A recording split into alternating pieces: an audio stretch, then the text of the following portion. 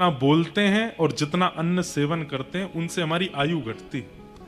मान लीजिए किसी व्यक्ति का जीवन 80 वर्ष ही निर्धारित कर रखा है चित्रकेतु ने, ब्रह्मा जी ने, और वो व्यक्ति बहुत खाता है और बहुत बोलता है, तो संभवतः 50 के बाद कभी भी भगवत धाम जाना हो सकता है। क्यों? क्योंकि अन्न में हमारे प्राण बसते हैं और शब्द में भी प्राण घटते हैं। इसलिए जब बोलो तब हरि कथा, जब बोलो तब ऐसा बोलो कि किसी लोग को सहायता करने वाला हो या संभालने वाला हो या हरि चर्चा हो, क्योंकि उसमें मौन माना जाता है। अन्यथा बोलने पर आयु घटती है और अन्न सेवन से भी आयु घटती है। इसलिए कम से कम एकादशी के दिन तो अन्न नहीं खाना चाहिए। एकादशी के दिन, अच्छा, पूर्ण अन्न क्या है? गेहूं पूर्ण अन्न नहीं है, पूर्ण अन्न है चावल। चावल को पूर्ण अन्न माना जाता है। तो कम से कम छोटे बालकों को, वृद्धों को और मरीजों को भी एकादशी के दिन चावल तो बिल्कुल नहीं खाने चाहिए। एकादशी के दिन चावल मत खाओ। बाकी वृद्ध, बालक और मरीजों को रोटी खाने का अधिकार है, नहीं तो फलाहार ही पाना चाहिए। अच्छा, इसके ऊपर एक और बात सुनो। पृथ्वी पर सबके आगमन का समय निश्चित है। जैसे संध्या का समय महादेव का माना जाता है, इसलिए संध्या के समय पर 5 काम नहीं करने चाहिए। जब 2 समय मिलते हो तब सोना नहीं चाहिए, लेकिन पूरी दुनिया सोती है। 2 समय मिलते हो तब पढ़ना नहीं चाहिए, पढ़ने से विस्मृति हो जाती, जो पढ़ा है भूल जाओगे।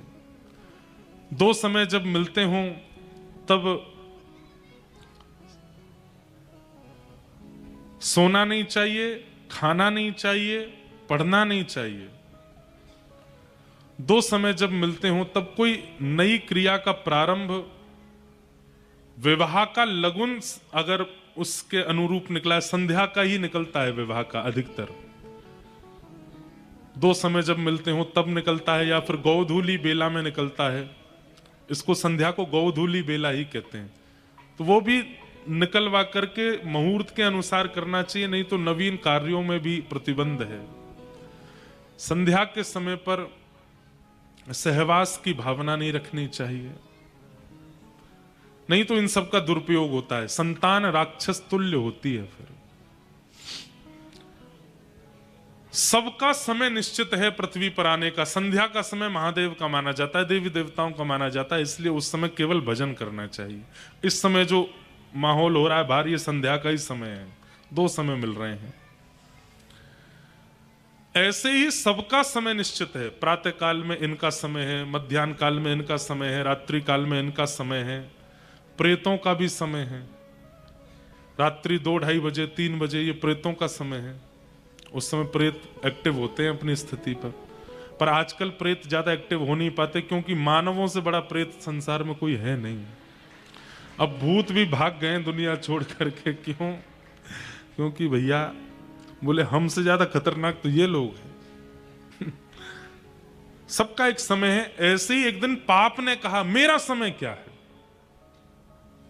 आपने सबको समय दे रखा है, पुण्य का भी समय है, सबको एक समय निर्धारित किया। पाप बोला मुझे भी तो समय दीजिए, मैं भी तो प्रचलित रहूं। तब एकादशी प्रदान की, और एकादशी के दिन भी अन्न प्रदान किया। बाकी के दिन अन्न प्राण धारक होता है, पर एकादशी के दिन पाप धारक होता है। इसलिए एकादशी के दिन अन्न सेवन नहीं करना चाहिए, क्योंकि उस दिन खाने से पाप लगता नहीं। ये भी एक आनंद की बात है, एकादशी के दिन अन्न खाने से पाप नहीं लगता। एकादशी के दिन अन्न खाने से जो आप अपने पूर्व के पापों को नष्ट कर चुके हैं वो पुनर्जागृत हो जाते हैं। मान लीजिए आप अभी गंगा स्नान करके आए, गंगा स्नान से पाप नष्ट हुआ, आपने कोई पुण्य किया, यज्ञ किया, अनुष्ठान किया, उनसे जितने पाप आपके नष्ट हुए, एकादशी के अन्न खाने से एक पाप जागृत हो जाएगा। जो नष्ट हुआ था वो पुनर्प्रकट हो जाएगा। इसलिए एकादशी के दिन कम से कम मानवों को और भी कम से कम वैष्णवों को, कृष्ण भक्ति करने वालों को अन्न नहीं खाना चाहिए। अब इसके पीछे और भी कई उदाहरण हैं, सब भाव हैं। एकादशी अब आपको बताएं, नामदेव जी महाराज, महाराष्ट्र में एक परम भक्त हुए भगवान के श्री नामदेव जी। एकादशी पर ऐसी निष्ठा थी उनकी, वो स्वयं तो एकादशी करते ही थे, और कोई उनको अन्न खाता दिख जाता तो उसके पैर पकड़ के रोने लगते, बोले अन्न मत खाओ, आज मत खाओ, आज एकादशी, आज मत खाओ। लोग बाग कहते तुम करते हो तुम करो, हमको क्यों रोकते हो? बोले कि मैं स्वयं भी नहीं खाऊंगा, किसी को खाते हुए देखूंगा भी नहीं। और सिर पे खड़े हो जाते कि वो अन्न खाए नहीं। फल खा लो, सेब खाओ, केला खाओ, दूध पियो, अन्न नहीं खाओगे, आज एकादशी। एक बार भगवान बोले कि भाई ये बहुत एकादशी स्वयं भी करते हैं, दूसरों से भी करवाते हैं, आज मैं इनकी परीक्षा लूं। तो भगवान एक दीनहीन से ब्राह्मण का रूप धारण करके और दर दर गिरते हुए, जैसे कोई बहुत व्याकुल होता है, ऐसे व्याकुल अवस्था में गिरते हुए नामदेव जी के द्वार पर आ गए।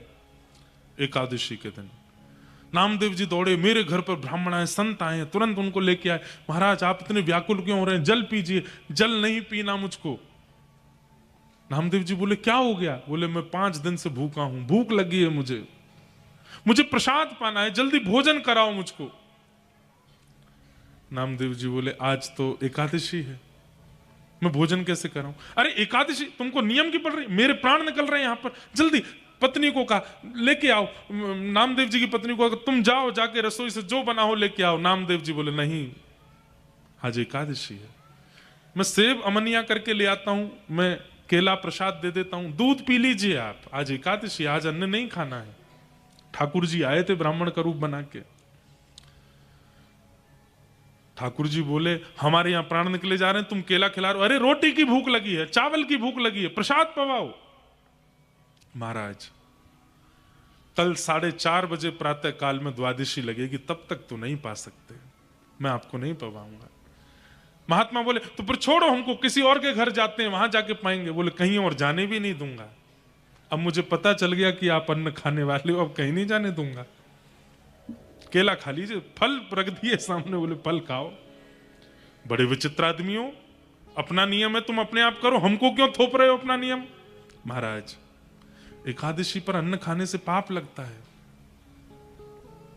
हमको लगने दो पाप। हम नहीं, एकादशी पर अन्न खाते हुए देखने वाले को भी पाप लगता, मुझे भी लगेगा, मैं क्यों पाप लूं? आपको नहीं खाने दूंगा, आप फल खाओ। अब तो महाराज वो ब्राह्मण जो था छाती पीट पीट करके रोने लगा, मुझे घर में बांध लिया, बंदी बना लिया, भूखा मार रहा है नामदेव। अगल बगल के पड़ोसी इकट्ठे हो गए, नामदेव जी तुम्हारी एकादशी तुम करो, इनको क्यों करवा रहे हो? महाराज जी आप हमारे घर आओ, हम खवाते हैं रोटी।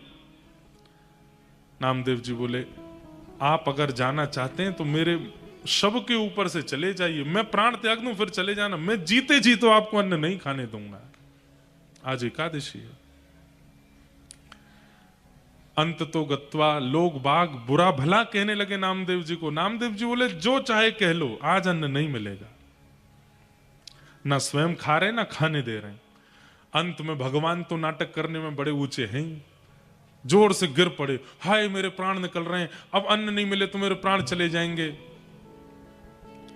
अरे नामदेव मेरे प्राण निकल रहे हैं, अब तो मुझ पर दया करो, केला खाइए ना, सेब खाइए, दूध पी लीजिए। अरे प्राण निकल रहे हैं मेरे, प्राण निकलने वाले को तो अन्न खिला सकते हो, कोई बात नहीं, एकादशी के दिन प्राण जाएंगे तो वैकुंठ ही जाओगे आप, कहीं और तो जाना नहीं आपको। ठाकुर जी ने ऐसा नाटक किया कि तड़पते तड़पते तड़पते उस ब्राह्मण भेष के मानो जैसे प्राण निकल ही गए। वैद्यों ने आकर के देखा तो नाड़ी बंद है, सांस नहीं चल रही। बोले तो पधार गए। गांव के लोग बोले धिक्कार है नामदेव, ऐसे नियम का क्या फायदा कि तू दूसरे के प्राण ले लेता है, बेचारे वो अन्न मांग रहे थे तूने नहीं दिया। नामदेव जी रोने लगे, मेरा अपराध है ना, मैंने तो एकादशी का मान किया, अपने घर में ही चिता बनाई और चिता में उन ब्राह्मण देवता को पधराया, अपने परिवार सहित चिता में जीवित बैठ गए नामदेव जी। बोले मैं प्राण त्याग, मेरी वजह से प्राण गए, मैं भी प्राण त्याग दूंगा, लेकिन एकादशी नियम की इतनी महिमा है वो मैं नहीं तोड़वा सकता। चिता में जैसे ही अग्नि स्वयं ही प्रकट की है, इतने में ही ब्राह्मण देवता, वो तो भगवान ही थे, उनको ताप लगा नीचे से, तुरंत उठ करके खड़े हो गए। लोग बाग डर गए, और प्रेत आत्मा आ गई, लेकिन तुरंत ही शंख चक्र गदा पद्म धारण करके भगवान प्रकट हो गए, नामदेव जी को हृदय से लगाया। अरे मेरे नामा, मैं तो तेरी एकादशी निष्ठा की परीक्षा लेने आया था। तब सब गांव के लोगों ने प्रण लिया कि जब इनकी निष्ठा पर ठाकुर जी प्रकट हो सकते हैं तो हम एकादशी क्यों ना रखें। और उस दिन से फिर पंढरपुर में आज भी एकादशी सब करते हैं।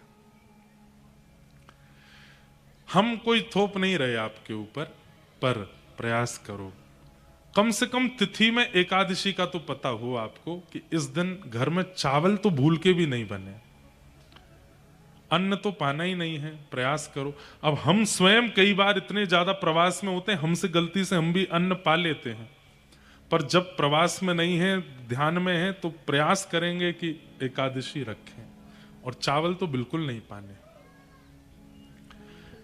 एकादशी पर व्रत करने वाले व्यक्ति, एक प्रकार से व्रत करने से एक दिन की आयु बढ़ती है आपकी। एक दिन आप अन्न नहीं खाते तो एक दिन की आयु आपकी बढ़ जाती है। पर एकादशी के दिन व्यक्ति जब व्रत करता है तो उसकी एक दिन की आयु बढ़ती नहीं, वो ठाकुर जी को अर्पित हो जाती है। और ठाकुर जी कहते हैं, ये सबसे बहुमूल्य वस्तु तूने मुझे अर्पित की है।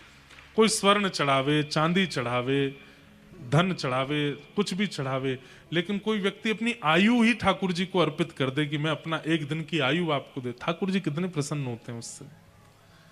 इसलिए एकादशी व्रत करना चाहिए। मन की विचारों की शुद्धता भी उससे प्रारंभ हो जाती है। और तत्पश्चात प्रारंभ हुई रास पंचाध्याय की कथा। जो सबसे ज्यादा प्रश्न चिन्ह बना रहता है दुनिया में, भगवान का रास। बंधुओं, ये रास, रस और रास, ये दो शब्द हैं, बड़ा सीधा अर्थ है इनका। रस का मतलब क्या? आप ठाकुर जी के पास जाते हैं, ये रस है। पर आपकी प्रेम भक्ति से प्रसन्न होकर ठाकुर जी आपके पास आ जाते हैं, ये रास है। भक्ति के पथ का प्रारंभ क्या है? रस। और भक्ति के पथ का विश्राम क्या है? रास। मंदिर में रहते हो भगवन, कभी बाहर भी आया जाया करो। मैं रोज तेरे दर आता हूँ, कभी तुम भी मेरे घर आया करो। ठाकुर जी आपके पास आ जाएं, वो रास है। एक प्रकार से सागर की पहली कथा रस थी, दूसरी कथा रास है। ये 6 महीने में जो ये 2 कथाओं का क्रम बना है, जो कि असंभव है, कहीं होता ही नहीं, और आगे मुझे लगता हो भी नहीं पाएगा कहीं। ये दूसरी कथा तो रास है। पहले आपने निमंत्रण दिया था गिरधर लाल जी को, अब की बार तो मना करते करते गिरधर लाल जी अपने आप आ गए सागर। ये रास है। कई लोगों को तो पहले दिन कथा जब प्रारंभ हुई उसके 2 दिन पहले ही पता चला कि कथा फिर से हो रही है।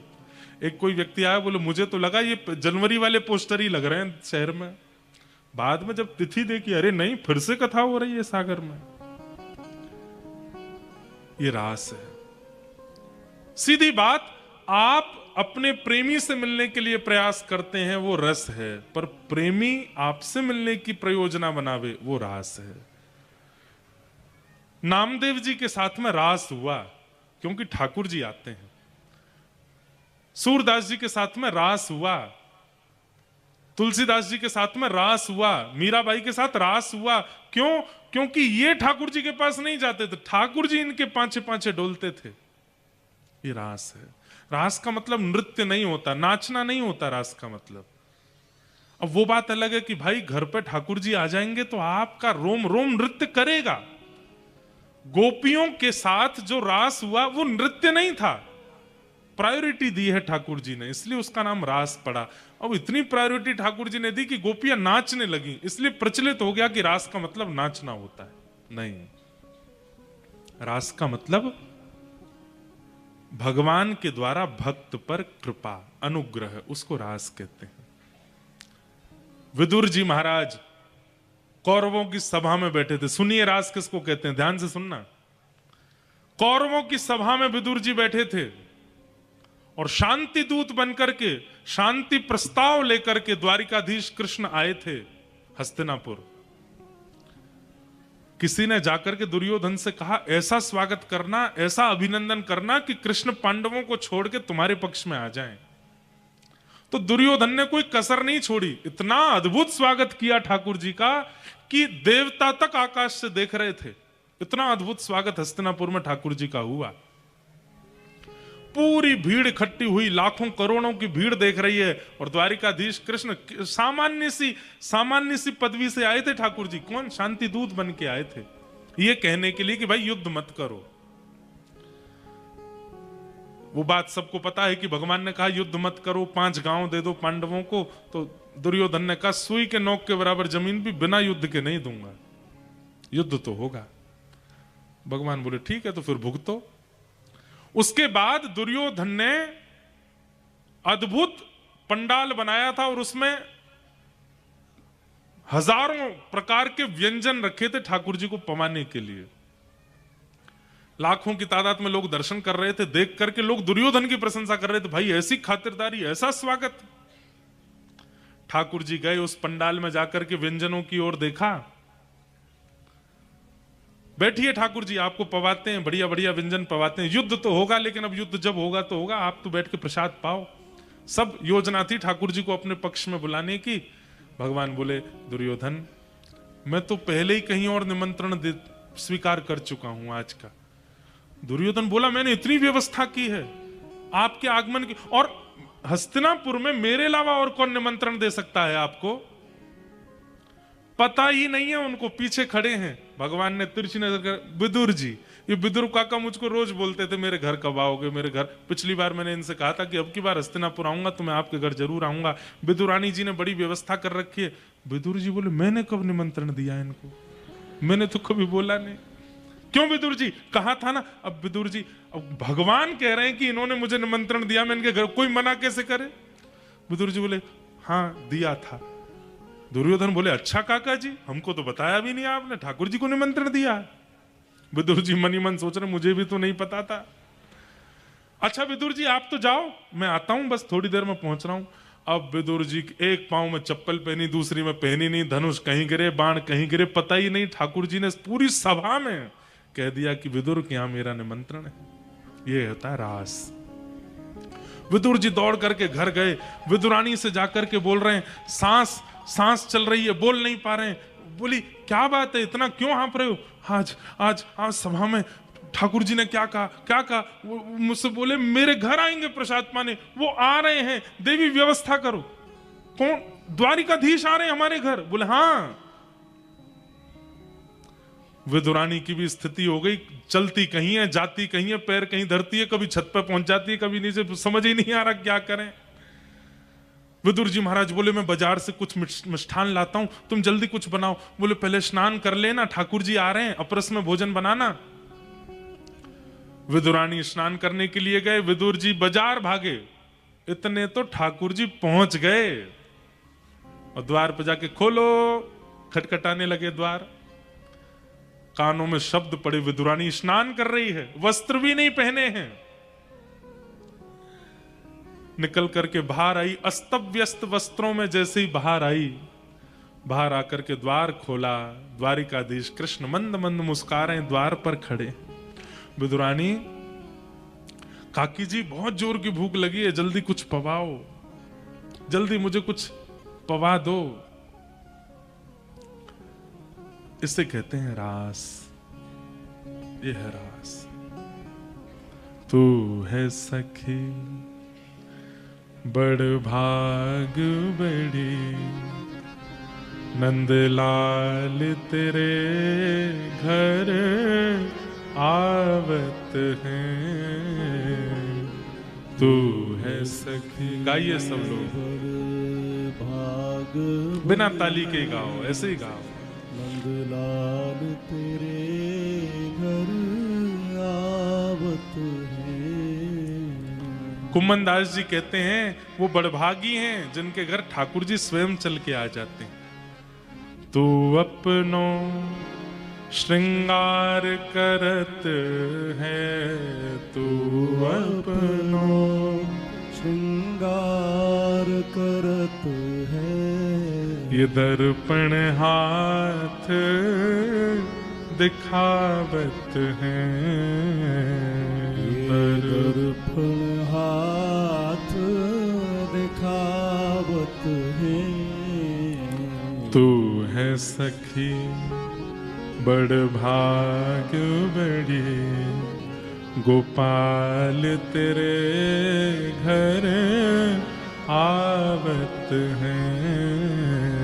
तू है सखी बड़ भाग बड़ी, गोपाल तेरे घर आवत। और सब कोई इनको यश गावे, सब कोई इनको यश गावे, पर ये तेरो यश गावत है, ये तेरो यश गावत। अरे ठाकुर जी किसी का यश गावें ये रास है, ठाकुर जी किसी के घर आ जाएं ये रास है, आप अपने केश काट रहे हो ठाकुर जी दर्पण दिखा रहे हैं ये रास है,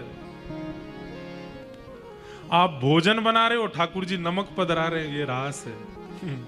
कैसे कैसे भक्तों के संग ठाकुर जी ने लीला की। जनाबाई नाम सुना जनाबाई का? महाराष्ट्र में परम भक्ता हुई भगवान की जनाबाई। एकादशी के दिन पंढरपुर में इतनी भीड़ होती है, इतनी भीड़ होती है कि लाखों की तादाद में लोग दर्शन करने आते हैं। लेकिन रोज का नियम था कि शाम के समय नामदेव जी के घर पर कीर्तन होता था और कीर्तन में लाखों लोग नृत्य करते थे और ऐसी भावना थी कि उस कीर्तन में ठाकुर जी आते थे। एकादशी के दिन जब कीर्तन होता था ना तो जनाबाई सबके आगे हाथ जोड़ती, आज ज्यादा कीर्तन मत करना। क्यों?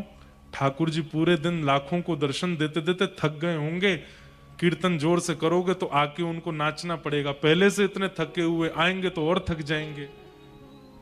सब लोग सोचते छोटी है ये लाली है ऐसी बोलती रहती है, इसके बोलने से क्या होता, जोर जोर से कीर्तन करते। कीर्तन में ठाकुर जी आते सबको नहीं दिखाई देते थे, नामदेव जी को जनाबाई को 2-4 भक्तों को दिखाई देते थे ठाकुर जी नाच रहे हैं। अब यहां मराठी समझे नहीं, हमसे मराठी गवे भी नहीं, अच्छे अच्छे अभंग हैं महाराष्ट्र के। अगर आप हमसे पूछें कि भारतवर्ष में कश्मीर से कन्याकुमारी तक किस प्रांत के भक्तों पर आप न्योछावर हैं, हम तो महाराष्ट्र के भक्त, अद्भुत भक्त हैं महाराष्ट्र के। ऐसी भक्ति, इतने सरल और इतने सहज भक्त हैं महाराष्ट्र के। अबीर गुलाल उधरी तरंग, अभंग है मराठी में।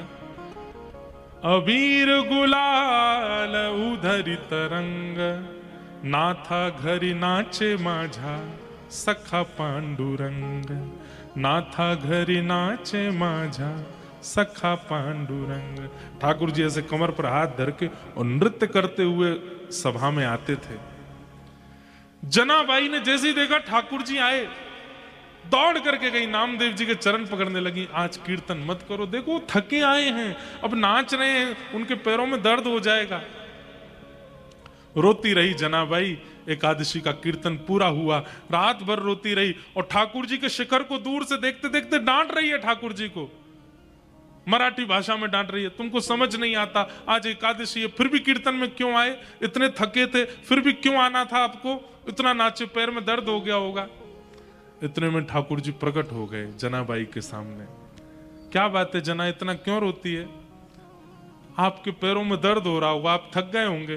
ठाकुर जी बोले अच्छा ठीक है, नीचे बैठ गए और ऐसे टेक लगा के अपने दोनों पैर जना की गोद में धर दी, ले दबा ले पैर, तेरे को बहुत चिंता होती मेरी, दबा ले। छोटी सी जनाबाई चरण दबाती ठाकुर जी के। अब छोटी सी हैं, बात क्या करनी है ठाकुर जी से उसको पता तो है नहीं, तो ठाकुर जी से पूछती है आज भोजन किया आपने? ठाकुर जी बोले हाँ किया। क्या खाया? भगवान बोले पूरन पोली खाई। अच्छा, कल क्या खाया था भोजन में? ठाकुर जी बोले कल भी पूरन पोली खाई थी। परसों क्या खाया था? बोले परसों भी पूरन पोली खाई थी। उससे पहले क्या खाया था? बोले उस दिन भी पूरन। बोले मंदिर में और कुछ नहीं बनता? और कुछ नहीं बनता, पुजारी पूरन पोली खिलाते हैं रोज। जनाबाई बोली आपका मन तो भर गया होगा पूरन पोली से। ठाकुर जी बोले हाँ भर तो गया, पर क्या करें, अहम भक्त पराधीन, मैं कुछ और बना के पवाऊं आपको? ठाकुर जी बोले तुम बनाओगी? बोले हाँ, लेकिन आपको मेरी सहायता करनी पड़ेगी, अब मैं छोटी सी हूं, अकेली कैसे बनाऊंगी? ठाकुर जी बोले क्या करना है बताओ?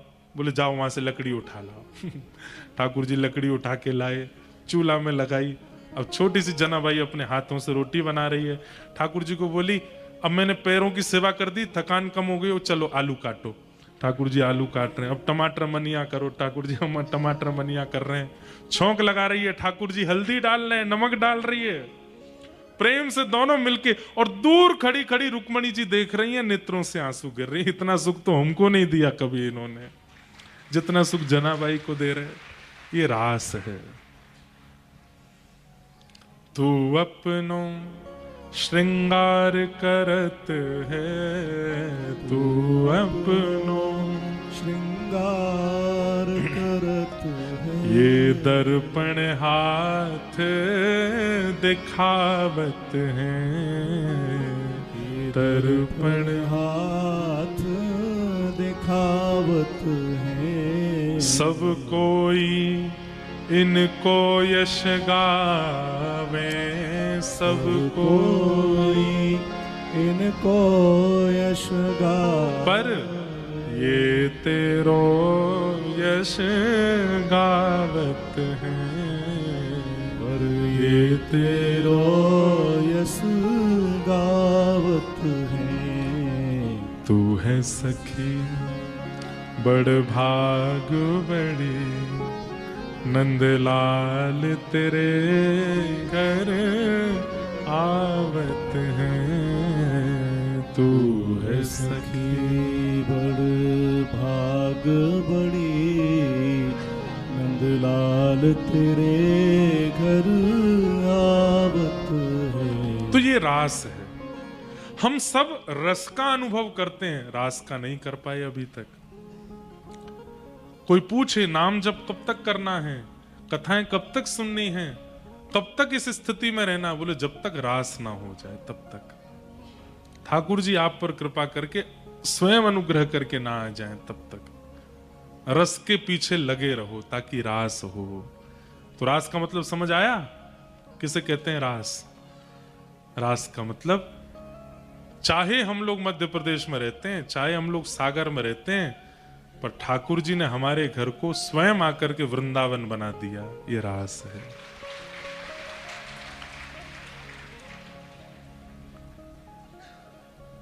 गोपियों को भगवान पहले ही आश्वासन दे चुके थे कि शरद पूर्णिमा की रात्रि पर हम रास करेंगे, मतलब तुम्हारे पास आएंगे, तुमको हमारे पास नहीं आना पड़ेगा।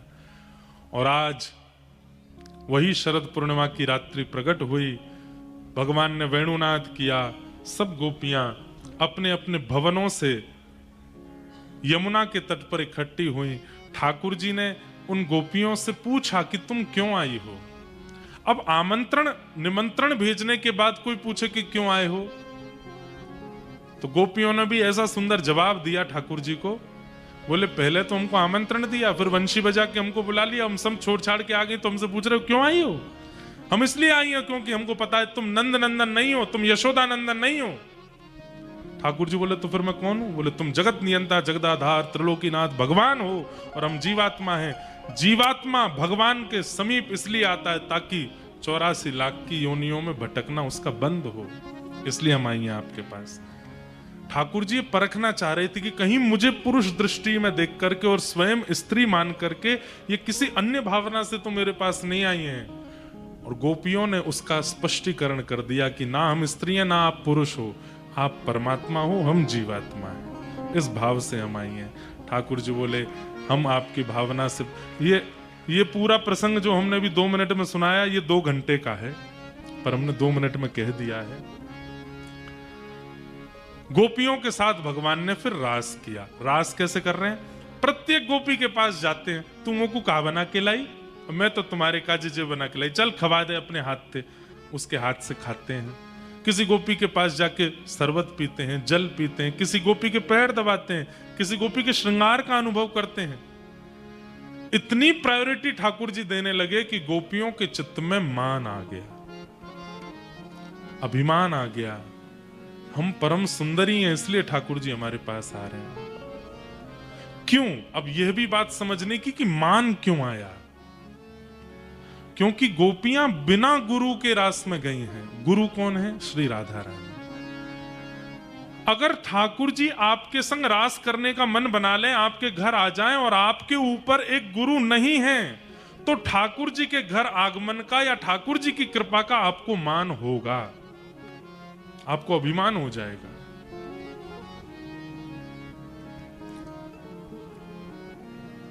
उस मान से आपकी रक्षा करने के लिए गुरु जीवन में होना आवश्यक है। वो गुरु ही आपको मान रहित करते हैं। ठाकुर जी के सामने जब आप भोग पधराते हो अपने घर में, तो ठाकुर जी का मन होता होगा कि मैं कह दूं आज मेरो मक्खन खावे को मन है, एक मक्खन दे दो। लेकिन ठाकुर जी डर जाते होंगे, कहीं मैं बोल गया तुरंत फोन में वीडियो बना के सोशल मीडिया पर डाल देगा, सब जगह अपने पेपरों में छपवा देगा, मेरे घर के ठाकुर जी बोलते हैं।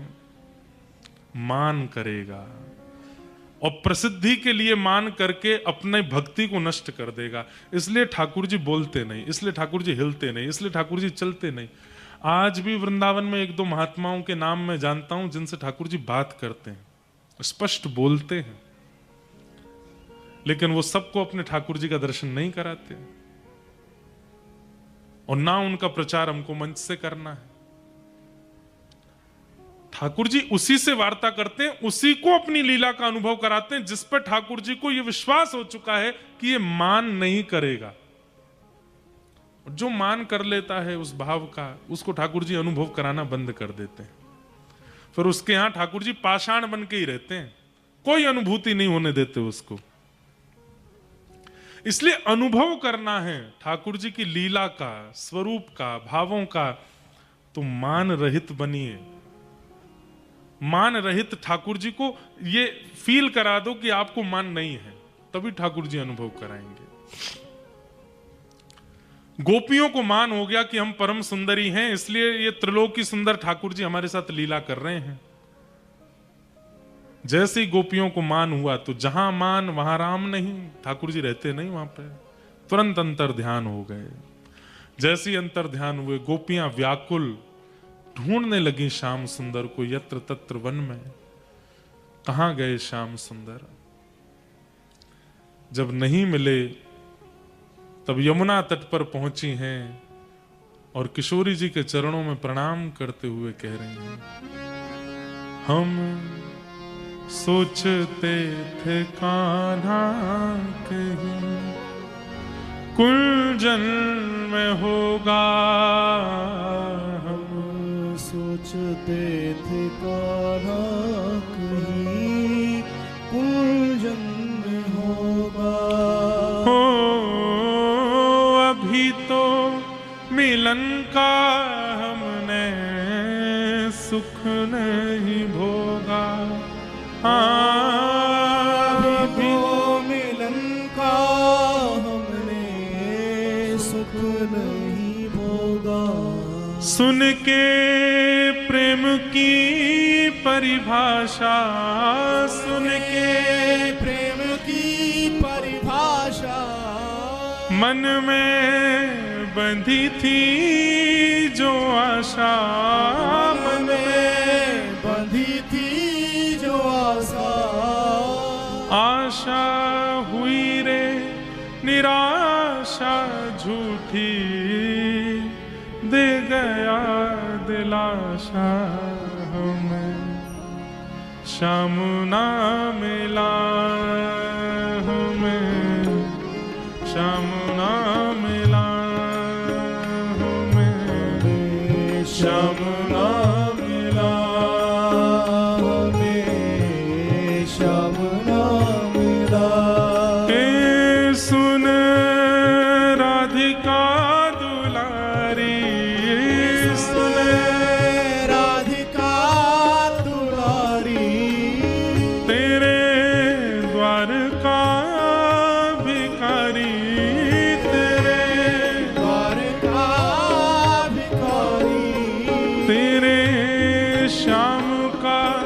पुजारी एक पीड़ा है।